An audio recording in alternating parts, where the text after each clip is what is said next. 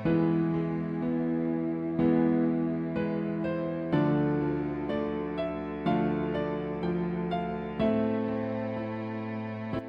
بالله من الشيطان الرجيم بسم الله الرحمن الرحيم. Li untuk yaqta'a dia akan memotong torofan sebagian min dari alladzina orang-orang yang kafaru mereka kafir atau yakbita dia menghinakan hum mereka maka yang qalibu mereka kembali khaibin orang-orang yang kecewa. Liyaqta'a tarafan minal ladzina kafaru aw yakbitahum fayanqalibu khaibin.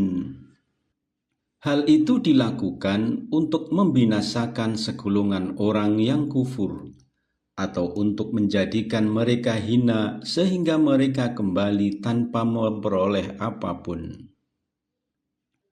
Laisa tidaklah laka untuk kamu min dari al-amri urusan itu syai'un sesuatu atau yatuba dia menerima taubat alaihim atas mereka atau yu'adziba dia mengazab hum mereka maka inna sesungguhnya hum mereka zalimun orang-orang yang zalim. Laisa laka minal amri say'un aw yatuba alaihim aw yu'adzibahum fa innahum zalimun. Hal itu sama sekali bukan menjadi urusanmu Nabi Muhammad. Apakah Allah menerima taubat mereka atau mengazabnya karena sesungguhnya mereka orang-orang zalim. Dan li milik Allahi Allah ma apa-apa fi di dalam as-samawati langit dan ma apa-apa fi di dalam al-ardi bumi yaghfiru dia mengampuni li untuk man seseorang yasha'u dia menghendaki dan yu'adzibu dia mengazab man seseorang yasha'u dia menghendaki dan Allahu Allah ghafurun maha pengampun rahimun maha penyayang. Walillahi ma fis samawati wa ma fil ard yaghfiru liman yasha wa yu'adzibu man yasha wallahu ghafurur rahim. Milik Allah lah segala yang ada di langit dan segala yang ada di bumi. Dia mengampuni siapa yang dia kehendaki dan mengazab siapa yang dia kehendaki. Allah maha pengampun lagi maha penyayang. Ya ayyuhalladzina wahai orang-orang yang amanu mereka beriman. La janganlah takulu kalian memakan riba adha'afan berlipat ganda mudha'afatan dilipat gandakan adha'afan mudha'afah berlipat ganda dan ittaqu bertakwalah kalian Allah kepada Allah la'allakum agar kalian tuflihun kalian beruntung. Ya ayyuhalladzina amanu la ta'kulur riba adha'afan mudha'afah wattaqullaha la'allakum tuflihun. Wahai orang-orang yang beriman, janganlah kamu memakan riba dengan berlipat ganda dan bertakwalah kepada Allah agar kamu beruntung. Dan ittaqu takutlah kalian an-nara kepada neraka allati ia yang uiddat telah disediakan untuk al-kafirin orang-orang kafir. Wattaqun naral lati u'iddat lil kafirin. Lindungilah dirimu dari api neraka yang disediakan bagi orang-orang kafir.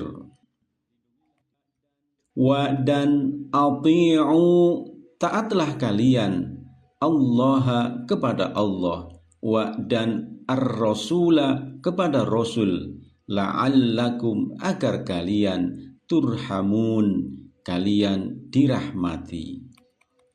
Wa ati'u Allah war rasula la'allakum turhamun. Taatilah Allah dan Rasul Nabi Muhammad agar kamu diberi rahmat. Bismillahirrahmanirrahim. Pertolongan dan bantuan Allah kepada kamu dalam perang Badar adalah liyaqta'a tarafam minal ladzina kafaru, untuk membinasakan segolongan orang kafir dengan terbunuhnya 70 pemimpin mereka, antara lain Abu Jahal. Aw yakbitahum fayanqalibu khaibin, atau untuk menjadikan mereka hina dengan tertawannya 70 personel mereka selain yang terbunuh, sehingga mereka kembali tanpa memperoleh apapun dari yang mereka harapkan, yaitu menghancurkan Islam dan membunuh Nabi Muhammad. Kejadian yang menimpa umat Islam dalam perang Uhud membuat Nabi sangat terpukul. Hamzah bin Abdul Muthalib, paman Nabi, gugur, dibelah perutnya dan dikeluarkan hatinya, lalu dikunyah oleh Hindun binti Utbah bin Rabi'ah. Rasulullah juga terluka, gigi taringnya patah dan wajahnya berlumuran darah. Rasulullah lalu berdoa kepada Allah agar menghukum sebagian orang kafir. Maka dalam ayat 128 ini Allah menegaskan bahwa laisa laka minal amri say'un aw yatuba alaihim aw yu'adzibahum. Hal itu bukan menjadi urusanmu Nabi Muhammad. Apakah Allah berkehendak mengilhamkan penyesalan bagi mereka, lalu mereka bertaubat dan Allah menerima taubat mereka, atau mengazabnya atas kekafiran dan kejahatan mereka? Karena fa'innahum zalimun, sesungguhnya mereka orang-orang zalim yang pantas mendapatkan azab. Segala urusan haruslah dikembalikan kepada Allah, karena walillahi ma fis samawati wa ma fil ard. Milik Allah lah apa yang ada di langit dan apa yang ada di bumi. Yaghfiru liman yasha'u wa yu'adzibu man yasha'. Dia mengampuni dosa dan merahmati siapa yang Dia kehendaki, dan mengazab siapa yang Dia kehendaki, yang memang wajar diazab karena perbuatan jahat mereka. Wallahu ghafurur rahim. Dan Allah Maha Pengampun bagi orang yang bertaubat dan Maha Penyayang dengan memaafkan dosa orang yang bertaubat kepadanya. Kaum kafir membiayai perang, termasuk perang Uhud, dengan harta yang mereka peroleh dengan cara riba. Oleh karena itu, pada ayat 130 ini Allah mengingatkan, ya ayyuhalladzina amanu, wahai orang-orang yang beriman, la ta'kulur riba adha'afam mudha'afah. Janganlah kamu memakan riba, yaitu mengambil nilai tambah dari pihak yang berutang dengan berlipat ganda, sebagaimana yang terjadi pada masyarakat jahiliyah, maupun penambahan dari pokok harta walau tidak berlipat ganda. Dan wattaqullaha la'allakum tuflihun.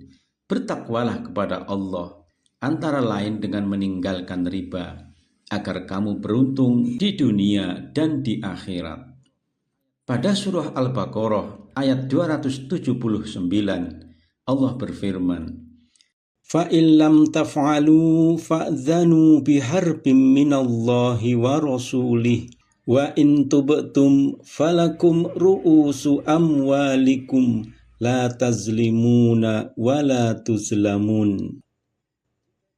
Jika kamu tidak melaksanakannya, ketahuilah akan terjadi perang dahsyat dari Allah dan Rasul-Nya. Akan tetapi, jika kamu bertaubat, kamu berhak atas pokok hartamu. Kamu tidak berbuat zolim atau merugikan dan tidak dizolimi atau dirugikan. Selanjutnya ayat 131 Allah berfirman, Wattaqun naral lati u'iddat lil kafirin. Dan peliharalah dirimu dari api neraka, lantaran kamu menghalalkan, mempraktekkan dan memakan riba, yang mengantarkan kamu kepada siksa api neraka yang disediakan bagi orang-orang kafir. Karena praktek riba dapat menghancurkan sistem ekonomi, maka pelaku riba ditempatkan dalam tempat yang sama dengan orang-orang kafir.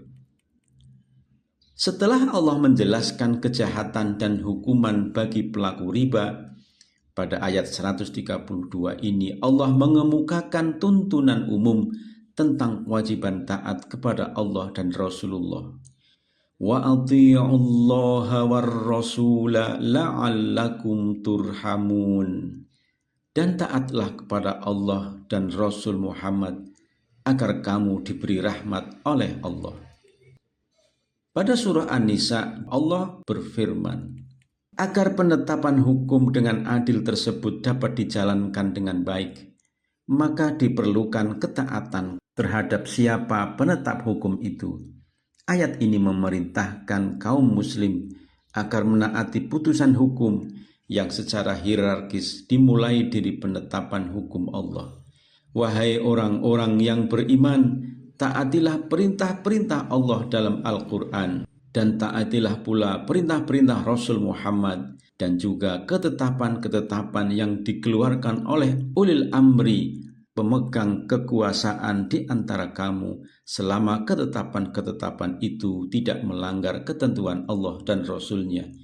Kemudian, jika kamu berbeda pendapat tentang sesuatu masalah yang tidak dapat dipertemukan, maka kembalikanlah kepada nilai-nilai dan jiwa firman Allah, yakni Al-Quran, dan juga nilai-nilai dan jiwa tuntunan Rasul dalam bentuk sunnahnya sebagai bukti jika kamu benar-benar beriman kepada Allah dan hari kemudian.